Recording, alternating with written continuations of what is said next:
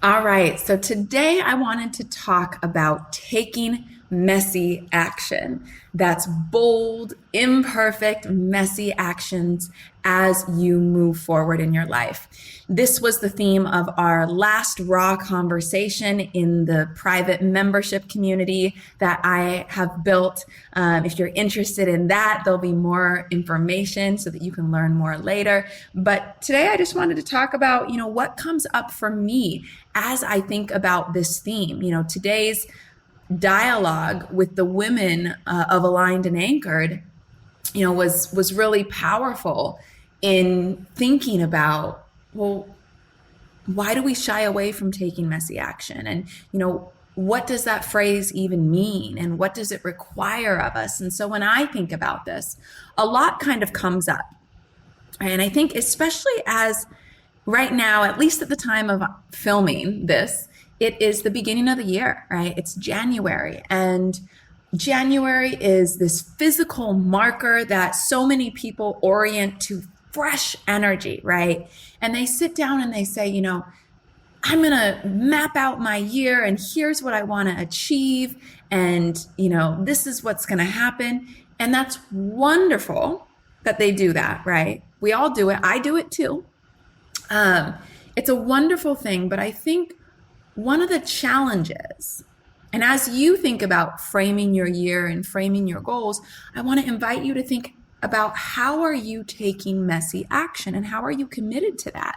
Because when we sit down at the end of a year, at the beginning of the year to set out, our goals for moving ahead, what tends to happen is people set out their ideals, right? My ideal is that, the goal is I want to lose 10 pounds, right? The ideal is that to do that, I'm going to be going to the gym every day. Now, ambitious, wonderful. You might even sign up for a gym membership to help hold you accountable, find some classes. You'll go at first and it'll be really fun, but eventually you'll fall off. The majority of people will fall off. And I think a big part of this is because they were framing everything around what's ideal, right? I'm going 5 days a week, 6 days a week, right? And then what happens is it starts to rain, right? They get sick one day or they're not feeling good or they're super stressed or they have to stay late at work and they say, oh, well, I'll just skip that. And then after they skip it, they say, oh, I feel so bad. And then they enter this shame cycle of, oh, I have already, let myself down. I've already lied, right? I said I was going to go every day and now I've missed a day. And not only did I miss a day, but because I was stressed, I also ate a burger and I told myself I'd only eat salads for the whole month, right? We do these things. And a big part of that is because of, this fixed mindset. Right? So much of that is attached to a fixed mindset that says either I'm good or I'm bad. Again, identity, which is why everything that I'm going to be talking about anytime, I'm here sharing my thoughts is about this journey of leading whole, right? Is about developing an identity that's rooted in the belief that you are complete, whole, and lacking nothing, right? Because you set out to do these things and you don't take into consideration that you're a human, which means you're flawed, right? We're all flawed as humans. We are not, perfect beings. We are imperfect beings, but that is perfectly fine, right? But that's why we've got to understand that when we're setting goals and we're thinking about, okay, well, what could that look like to reach the goal? We want to frame it rather than framing it around this is what's ideal to get me there. Frame it around how will I take messy action? Right? So maybe I don't know everything I need to do, or I don't know how I'm going to fit this in my schedule, but I'm going to start with, swapping out every soda that I have for a soda water. And then I'm going to reevaluate, right? I'm going to start with working out 1 day a week and just seeing how I feel. And if I get in 2 days or 3 days, hey, even better, right? But I'm going to set myself up to win, right? So setting your goal a little bit smaller, or you might have your long-term goal of the 10 pounds, right? That's big, but then breaking that down into small, short-term goals, action steps so that you can help reach that larger goal. And doing that from a place of messy, imperfect action, because that's going to be the reality. Most times, as we are moving towards the things that we want in life, it's not this straightforward line. I'd like to say it's never that, but I don't want anyone to call me out. But majority of the time, it's not this like straight line. There's ups and downs and all arounds. Why? Because the way that we grow is by leaning outside of our comfort zone.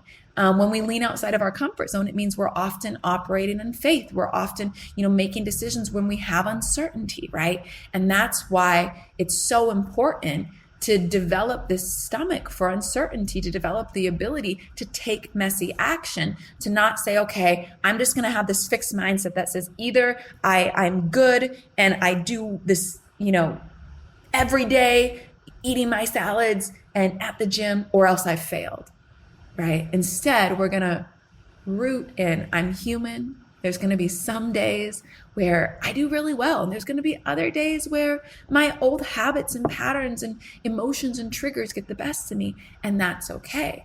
My commitment is to lean into a growth mindset that says every day I do better than the last, right? Every day I do better than the last.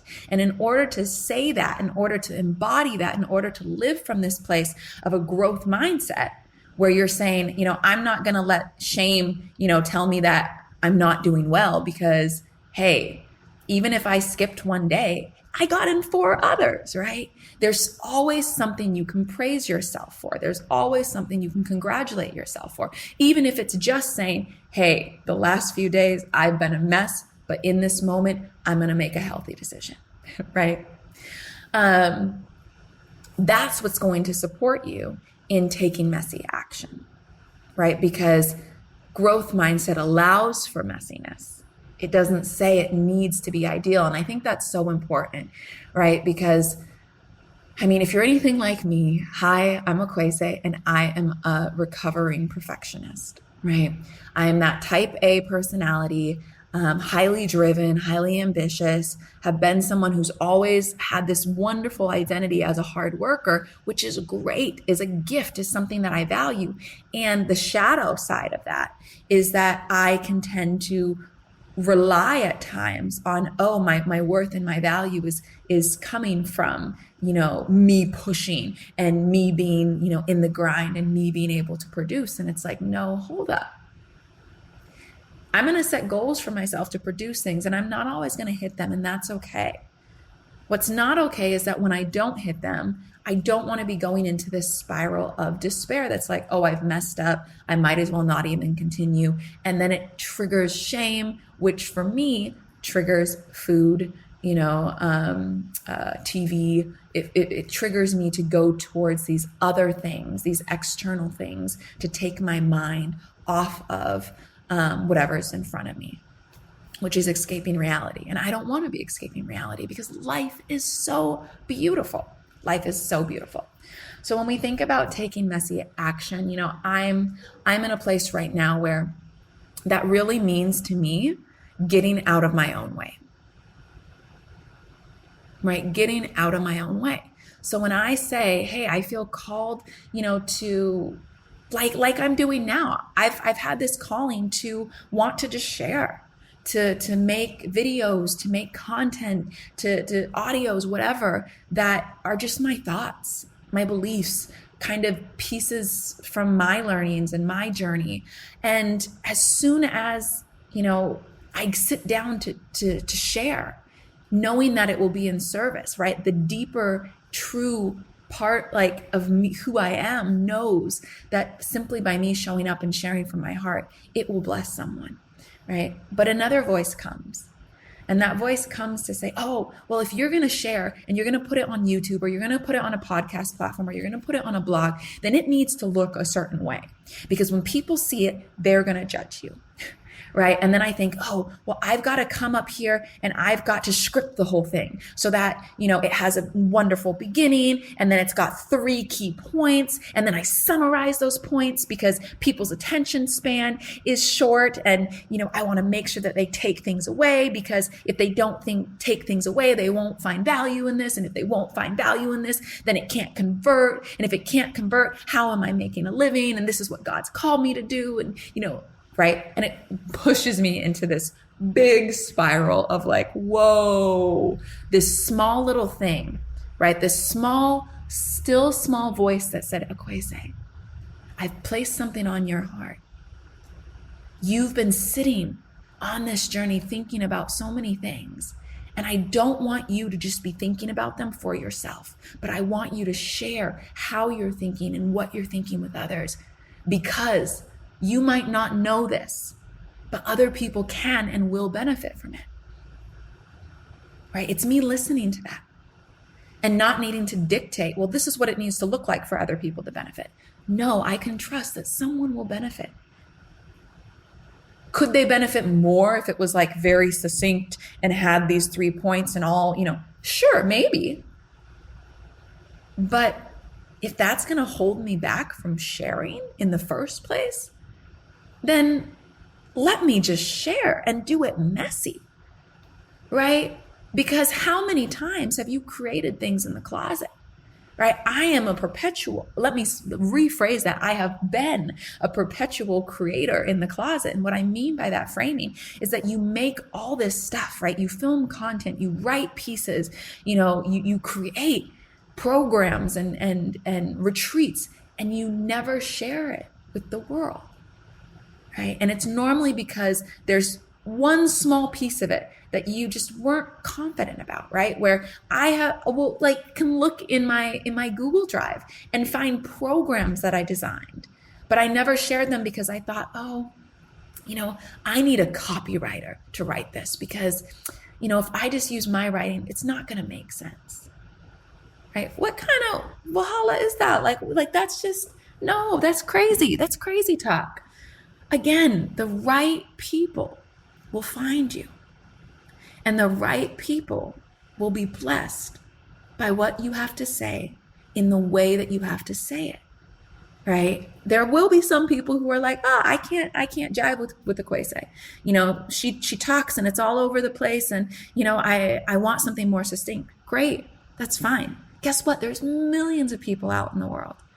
And there are so many who are creating, wonderful spaces online where they are scripting everything, and they're reading it, and it's curated, and it has, here's the opening 3 points and the end and the takeaways and the strong call to action.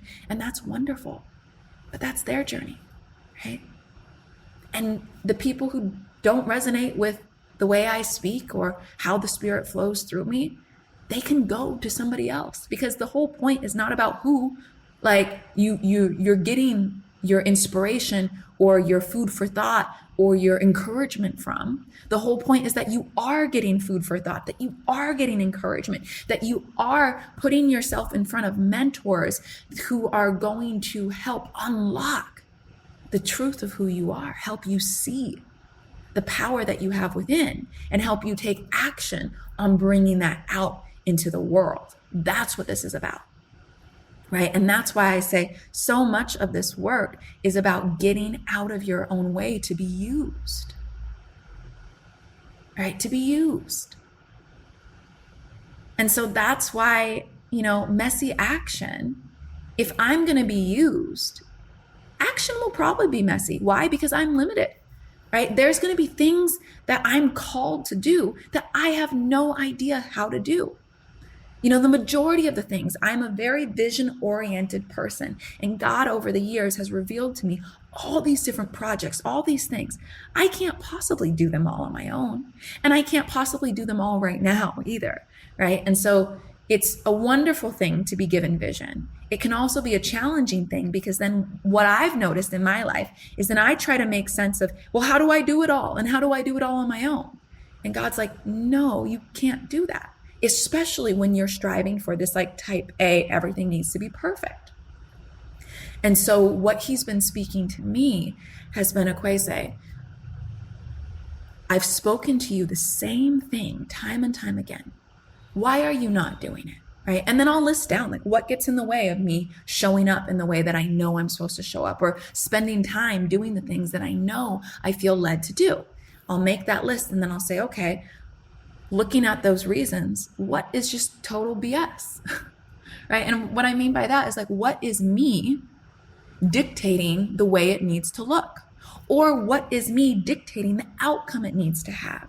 Right? Especially as an entrepreneur, right? I'm someone who started my entrepreneurial journey never with the idea of I'm sitting down to be an entrepreneur and now I'm going to make my business plan, right? As a young kid, I was highly entrepreneurial, and that turned into all these different ventures, right? Like I was babysitting, I was house setting, I was raking people's, leaves in their lawn. I was doing all sorts of things as a young girl to be able to save up money, to invest that money, and to build kind of out some of my ideas, to give space to them and to monetize my hands, the value of my body, of my being.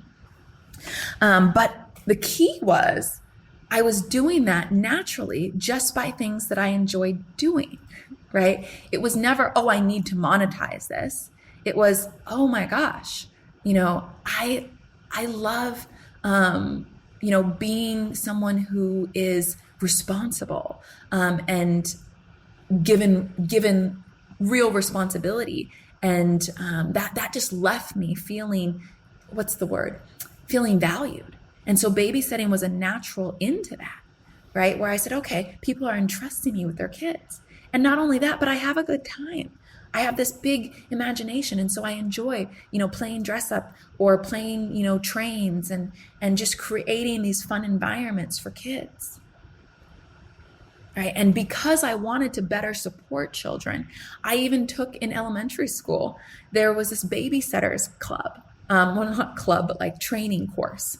And the school provided it I think it was for free. And, it taught us, CPR. It taught us what to do if a child, ingests something. I created this whole packet. It was this like duffel bag that I used to carry with me every time that I'd babysit, and it had all these different tools, right? It had a first aid kit. It also had markers and crayons and coloring things. It was a whole kit, right? And the reason why I did that wasn't, oh, how can I charge people more? No, it was, I want to be of value.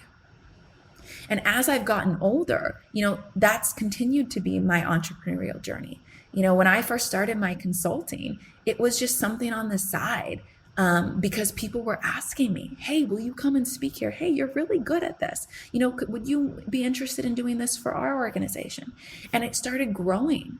And then I remember being in grad school and I was skipping school to fly around the country. And I was like, this could be a full-time thing. Right. And that's when I set the goal for myself to build a global consultancy that was tricontinental. And I didn't even know what that meant. I made it up and I was just like, I want to split my time every year between 3 continents. And I said, I don't even know what shape that's going to take. Maybe that's me, doing some full on short-term contracts in different places, or maybe that's me having a base in one place and going out. I have no idea. But I said, I'm open. Right. And over time, that just kind of shaped itself. It molded itself. And I always just operated from this place of how can I do work that I love to support people that I care about, which, were heart-centered agents of change, right? We're people who were doing work in the world that left a positive impact, who were working to eradicate HIV and AIDS, who were working to build better education systems in their country, who were, fighting for peace and democracy in their communities, who were, leaning into spirituality as a avenue for social justice, right? People who wanted to leave the world a more reconciled, beautiful place. That's where my heart was. And my big calling was, how can I serve them? And so I did that. Never really thinking about or worrying about, or even just, putting energy on, well, how am I going to make money? What am I going to charge? What's my business plan? But just trusting that, the right clients will come when they need to, and whatever they pay will be what I need. And that's how I operated for the majority of my, entrepreneurial business, background. Is there wasn't a plan in place. There was never, here's how I'm going to scale. There was never a set price, for different things. And it's only been in the last handful of years that I've really started refining and building out and developing myself as a brand and creating specific offerings and understanding, what are the common denominators of the issues that I'm supporting people with, and how do I frame my value. And it's been a really beautiful process in the sense that by sitting with these questions and refining in this way, it's allowed me, one, to get really clear on the work that I do and how I can deepen in it so that I can support more people. To be able to communicate myself in a way that the right people will, find me and will know that, hey, this feels like a good fit without feeling pressure or scarcity or all that. And so that I can be growing and challenging myself around my own, inner blocks when it comes to my value and what I have to contribute, be it in program design, be it in the price that I'm charging, whatever it is. Being on this journey has strengthened me, challenged me so much that I've really grown and I've been able to heal, and I will continue to grow and heal on this journey. But I say all this because, I think one thing that's important to remember is it's been this beautiful journey, and now I'm starting to focus it on this way. But one of the challenges or the shadows of focusing on strategic and planning and scaling and doing more of the traditional business minded pieces and bringing that to the work rather than just leading with my heart and intuition, which is what I've been doing. Everything's been led by the Spirit, right? I've noticed in myself this default where, as my whole life, I've always been provided for. God has brought clients when I need them, has brought money, finances, resources, ideas, team, everything as I've needed it, when I've needed it, so that I am held. But as soon as I'm now taking it into my hands and saying, okay, what's the strategy to scale, to make this sustainable? I've noticed that I have become a lot more reliant on the world's systems than on God's systems, right? Previously, I operated only on kingdom principles. Now I've noticed my mind always elevating the world's principles. And that's not something that is in alignment with my beliefs. And not only that, it's something that's caused a lot of friction for me. Why? Because there's so much in the business world that says, this is what you need in order to have this, right? So you need to do A and B to get C. And many times and in many ways, A and B will lead you to C, but it does not mean that without A and B, you cannot get C. And that's a really key distinction, right? And that's where taking messy action comes into play, because there's so many people that I think God has spoken to you. You've got an idea on your heart. You've got a thought on your heart. You've got, a calling over your life, and you're not doing it because it doesn't fit into the world's model, right? Well, I don't know, a real good business plan for it. So because I don't know the business side of things, I might as well not do it. Or, I don't know how I would share it with other people. And so because I don't know how to share it, I'm not going to do it. Or,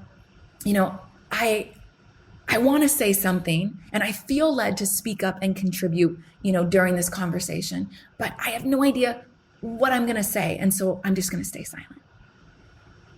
Right? What would it look like to stop silencing ourselves? Right? Everyone has a voice. right? Sometimes you hear like, I want to be a voice for the voiceless. Everyone has a voice. There's no such thing as voiceless. Not everyone has been given a platform for that voice, but everyone has a voice.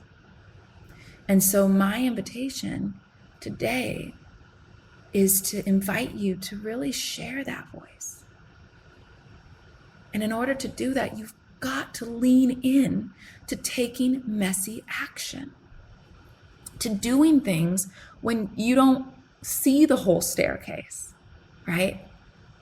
Take that first step when you don't see the whole staircase. To, stumbling on your words and letting that be okay. One of the things in our community of practice that I use as a base kind of agreement for every woman of purpose and power that commits to aligned and anchored is we are committing to lean into a truth that we cannot all be articulate all the time. We cannot be articulate all the time. And by leaning into that as a truth, what I've found is it just takes away pressure to have to feel like, hey, I'm in this group of women and every month we're gathering for dialogue and we're sharing. And it's often like things that I haven't, shared with others, things that I often haven't even thought about for myself. And it can be scary, right? And there's a part of me that says, oh, well, I don't even know what I'm going to say, so I might as well not say until I know what I'm going to say. Or it says, here's what I want to say, but I don't know how to say it eloquently, so I'm going to hold off, right? Messy action and leaning into this fact that we can't be articulate all the time says, hey, you can stumble on your words. So if you feel led to speak, open your mouth and say, hey, we've been talking about this idea of taking messy action, and I have something to say, but I don't really know what I want to say, but I just want to start talking and see what comes out. So bear with me. Thank you for giving me this space, right? And just allow yourself to be there. And it might be like some amazing, wonderful things that come out, or maybe it's just kind of some ums and ahs. And then all you do at the end is you say, thank you for giving me this space to practice, right? And you trust that even the ums and ahs of you just like, I'm still not sure what to say, that it was of value because it was you giving yourself permission to take up space. And so often, especially as women, especially as heart-centered, highly sensitive, light-bearing women of faith, we shy away from taking up space. And we tell ourselves like, oh, it's because we want to make space for others. And a part of it is that, but another part of it's rooted in we don't really feel worthy of taking up space for ourselves. Again, everything comes back to identity. But that's why I've said before, and I will say again, this is the journey of leading whole, of developing that deep belief that who you are as you are right now is complete, whole, and lacking nothing. And so how will you lean into messy action? How will you celebrate the fact that you are perfectly imperfect? And that is something of joy and blessing and something to be curious about. How will you trust that the messiness of you not knowing, the messiness of you figuring out along the way, the messiness of you stumbling and admitting to your stumbles and even doing that publicly, that all of that is in service. It's in service to you. It's in service to others who are watching, and it's in service to something so much greater than yourself. And that's why I'm here, right? That's a big part of my journey. Is as I think about this, taking messy action, for me this year is really just reminding myself, Akwese, you have this calling and it's clear, right? And that's one thing I feel really blessed about is I know my purpose. God has shown me and I'm walking in it. There's so many more layers of it to come and unfold. Yes, it's not just like, here's your purpose, it's one thing, right? But I know what I'm called towards and I'm doing that. And every day that's offering new insights to deepen my understanding and my submission to faith, to God, right? And it means continuing to return back to like, how will I get out of my way? How will I get out of my own way, right? And that's what I want to root in. Because for me, it's so much of my life is just normal, right? It's my life. I spend a lot of time alone. I enjoy my own company. I also love other people's company as well. I love meaningful dialogue. I have meaningful dialogue, with other people and with myself and God, right? And my life just feels normal, and I have to tell myself, my life is not normal for the average, everyday person, right? I live in a foreign country. That sets me apart. I'm doing work that is countercultural. That sets me apart. I'm an entrepreneur. That sets me apart, right? I'm a woman of faith. That sets me apart. There's all these different things that make us and our experience unique. And that has value. All right, and it's important to recognize that. And I say all this because God's been showing me more and more, because when I think, oh, well, this is just life, what do? I discredit my experiences as having value. And that's what also keeps me shying away from like, well, why would I make a podcast? Why would I make a YouTube recording? Why would I just share what's on my heart? Because this is what everyone's thinking about. This is just normal. And it's like, no, this isn't normal. The average person is not doing this work. Why? Because this work requires us to use our mind. And the average person is not using their mind. Yeah, maybe that just blew some of you guys away, but like, it's true. Majority of humans, the biggest lie, I've said this before, I will say it again, one of the biggest lies that we believe is that we think we're thinking. But the majority of the time, we are not thinking. We are operating on habit, on default, right? On conditioning. And so our job as self-actualized humans, as people who are tapped into the fullness of our purpose and power as children of God, is to come back to the truth, right? Come back to the truth of who you are.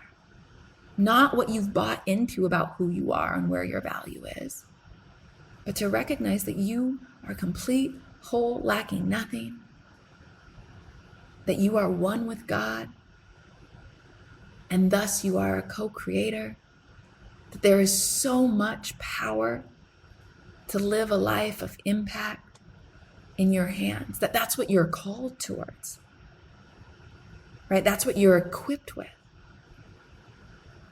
But unless you see that, number one, and then submit to it, number two, you won't be able to birth it, because the motions we've been conditioned in are the motions of the world.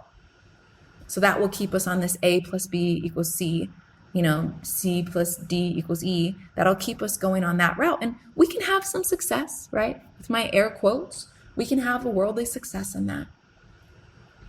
But we'll still be striving for meaning. We'll still be striving for fulfillment. That's why you can find so many, worldly, like in the world's eyes, you can find so many people who are successful in a worldly sense, right? Who are successful in the world's eyes, who are struggling, right? Who have millions of dollars and feel so alone, who couldn't imagine spending time with themselves, who couldn't imagine ever sitting with their emotions, because what they do is like every time an emotion comes that's challenging, they quick, lean out because it's not ideal, right? It's messy. It's messy. And so if you are somebody, who wants to take messy action and be held accountable to that, not just like, okay, this is great, Equase, like I'm going to take these reflections and I'm going to see what it stirs for me and then, figure out some action I can take, which I do want you to do, right? But if you're listening and you're like, man, I want more. And I want regular, messiness. And I want to do that with other people, and I want to be held accountable to it. And I want to reframe my whole orientation to messy instead of looking at a mess as bad, wrong, something to be ashamed about. I want to look at messy as something fun and creative and playful, right? Think of like if you went to like a paint room, right? And you were just given permission to like throw, they have these. I've seen them in movies, but I've never been in real life. But I know they have them in real life where you can go to these rooms and you can just break stuff. You can sledgehammer and you can throw paint on the walls. Like, it's messy, but it's liberating. It's messy, but it's creative. It's messy, but it's energizing, right? Start redefining the mess. And if that's you, if you're like, I want to do that and I want to do that with others, consider joining Aligned and Anchored, right? Consider joining this private membership that operates as a community of practice every month to be able to come and show up to yourself again and again and again, and to do that collectively with others so that you know you're not alone.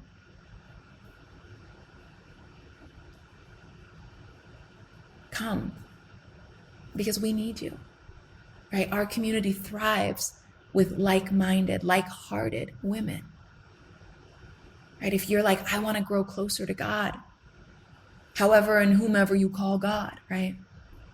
But I want to tap into that spirit that moves within me. And I want to be led by it. I want to be challenging these narratives that come up. I want to be dying, of myself in order to be a vessel. I want to be in surrender. If any of that resonates or stirs something, I'd love to share more. I'd love to have you consider joining Aligned and Anchored. And, if that's not something that you're ready to dive into right now, that's okay too. Continue just to sit with, how can you take messy action? How can you lean into the gifts of imperfection and be bold in showing up, knowing that when you show up messy, when you show up as your authentic self, instead of having to package it like, here's who I am the public speaker, I am the coach. And, instead of trying to portray some perfect ideal, which isn't real, right? By you doing that, you give other people permission to do the same. And just how you wish, I know that there's a part of you that wishes, man, I wish I could just be myself, my full self. Maybe you wish that in your business. Maybe you wish that in your workplace. Maybe you wish that with your friends or with, the partner that you just started dating. I wish I could just be myself and they'd accept me. Right? I wish all of my identities could be accepted.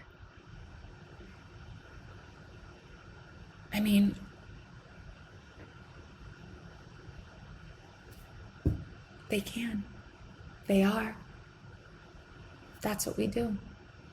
We create space for that. To practice acceptance. To practice welcoming them all in. Right?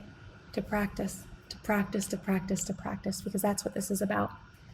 It's not just about knowing better. That's what the world says, everything's about knowledge. But it's like, we have so much knowledge. We have a knowledge overload. It's turning that knowledge into wisdom and acting on it where we struggle as humans, I think.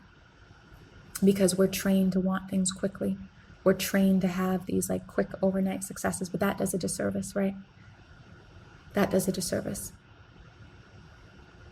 Right? Imagine the ways that you've been hungry to be accepted as you are. There are other people who are out there as well, hungry to be seen, heard, and accepted exactly as they are. And when you take on this belief that you cannot share yourself with the world unless it's packaged in a certain way, then you are perpetuating that narrative. Even though everything inside of you wants to be someone who embraces others and helps them feel seen and accepted as they are. If you yourself cannot show the fullness of who you are doing a disservice. And that's why taking messy action is so vital. And that's what I tell myself, right? And I'm not perfect. I'm definitely not perfect. I don't pretend to be. And I think that's really important that we talk about this. right? This is what I have to remind myself again and again and again and again and again, because I forget. I get caught up, right? Those old narratives feel real, and I have to rebuke them. I have to call them out and say, that's a facade. That's the veil. What I know to be true is that I'm complete, whole, lacking nothing. And just because I don't always fully embody that, it's okay. It's a practice. I'm not going to do it overnight. And so to begin to embody that more and more, I've got to keep coming back. So much of this work is about returning back, right? That's why in this membership, we talk about giving yourself back to yourself. It's a return, right? Remembering is so key. Remembering who we are, coming back to the truth so that we can tap into the power that we have to create radical change in this world.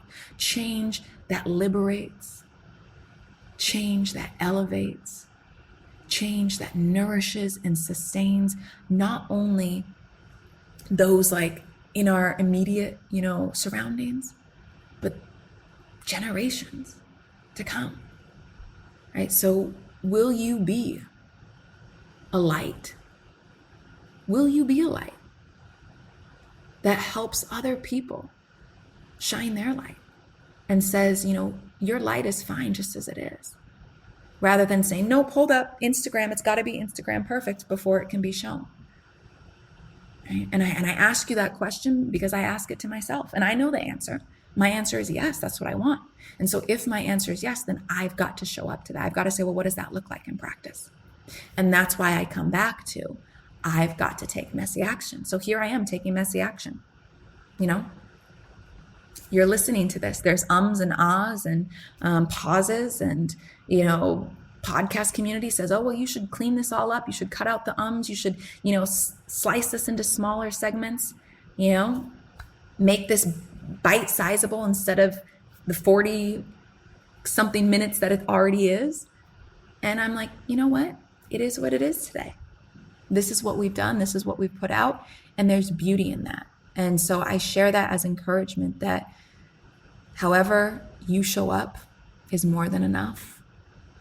However you show up in each day is more than enough, right? Like, as long as it's aligned with the truth of who you are, right?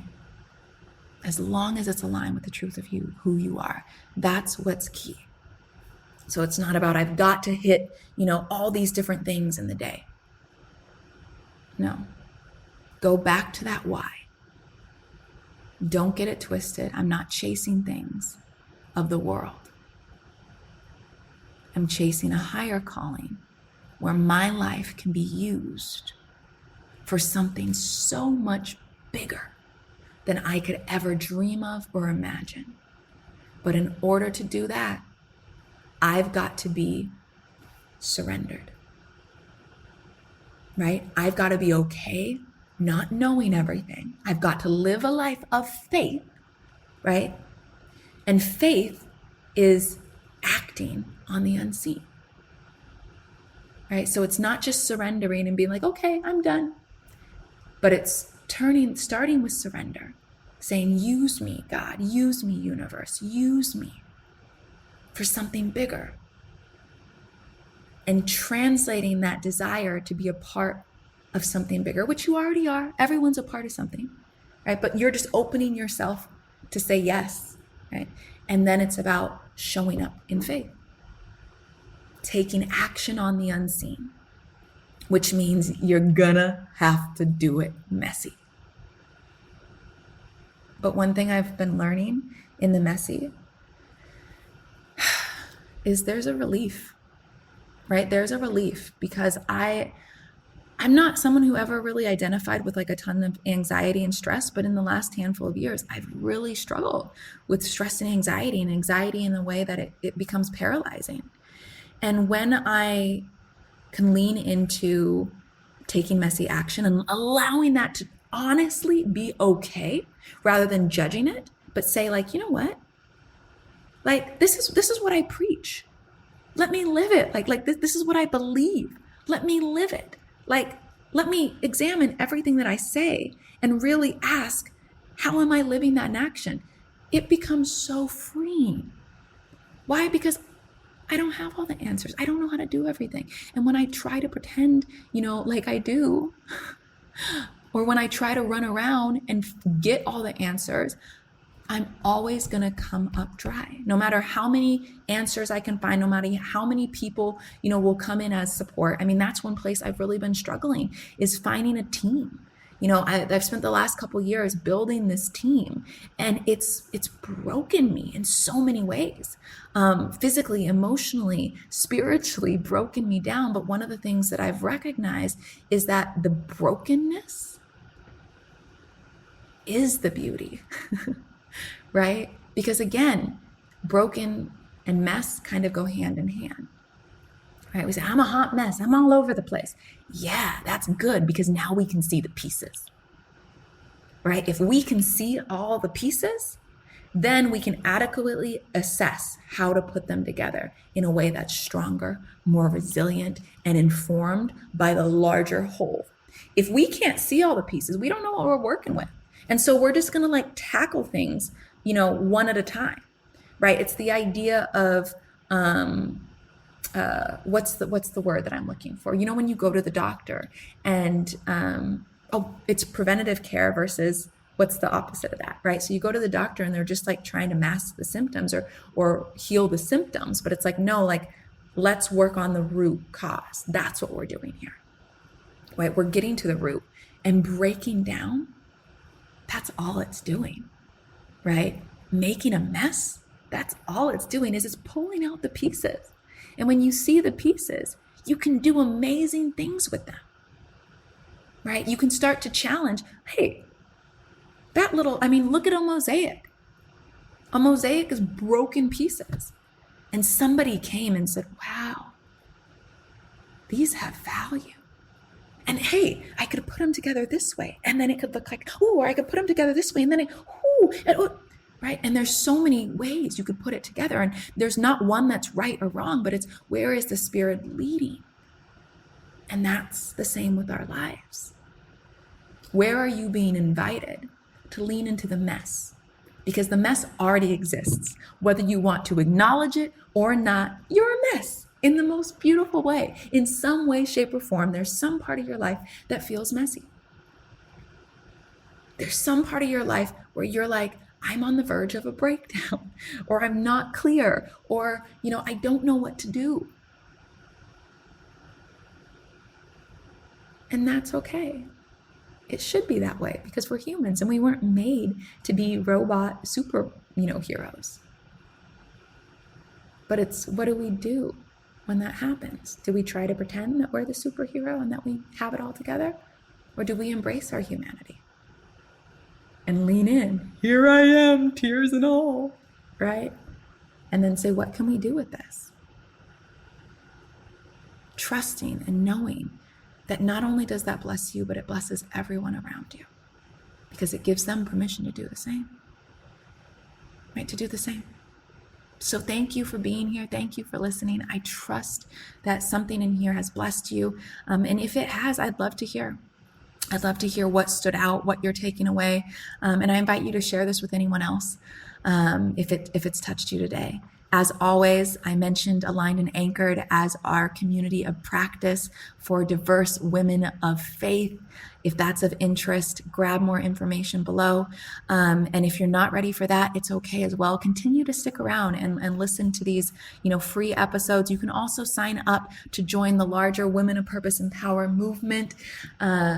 And every week I'll send you, an email just to check in and kind of share more of what I'm learning, and also keep you in the loop with our different events that we have, because we have the membership program, which is private closed events, but we also have some open community events. Some of them are free, some are paid, but there's a variety of ways that you can engage outside of just these talks. So I trust that you're blessed. Have a wonderful day. And just go create, have fun leaning in the mess.